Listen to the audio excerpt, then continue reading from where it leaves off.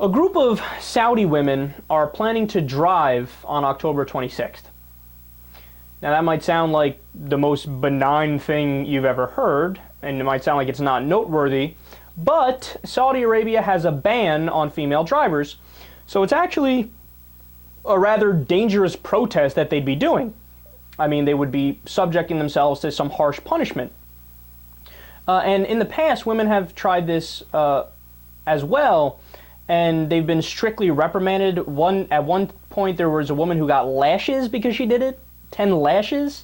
I mean, who fucking does lashes? That's some real old school desert shit.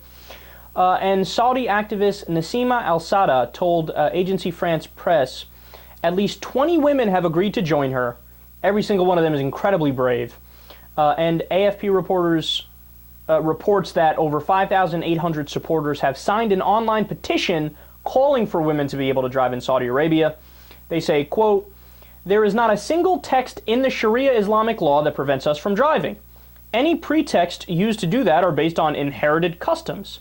Just as revered women at the time of the Prophet rode horses and camels, it is our right to drive cars, the mode of our modern age, unless you want us to go back to mules and horses."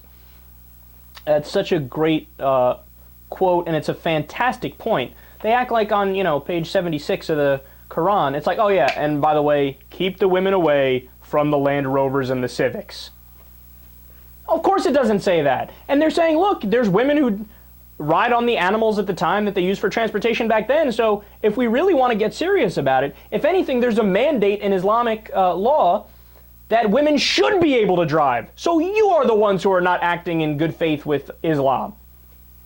Kind of hard to argue with that. And I love the response. Saudi religious leaders who make up the backbone of support for the ban on women driving, which, by the way, is the only law of its kind in the world, they say it would lead to a rapid, quote, moral decline.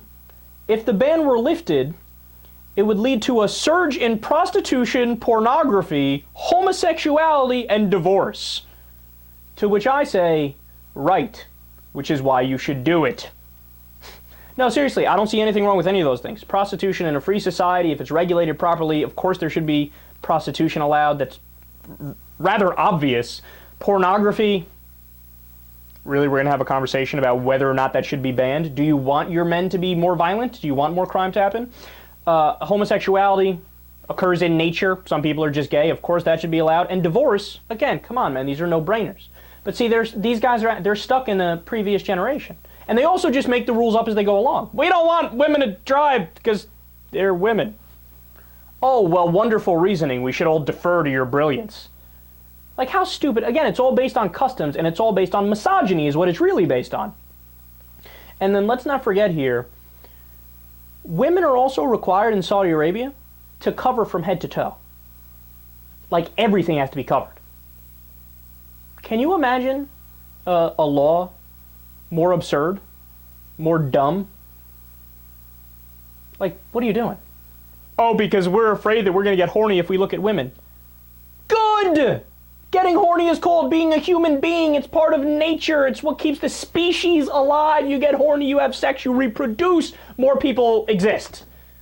God, these guys are so afraid of being human beings. These guys are so afraid of their own nature. And all of it is based on irrationality. All of it is based on superstition. They look like clowns. They look foolish. And let's not forget, Saudi Arabia is a religious theocracy. It's essentially a tyranny. It doesn't respect women at all, doesn't respect rights at all.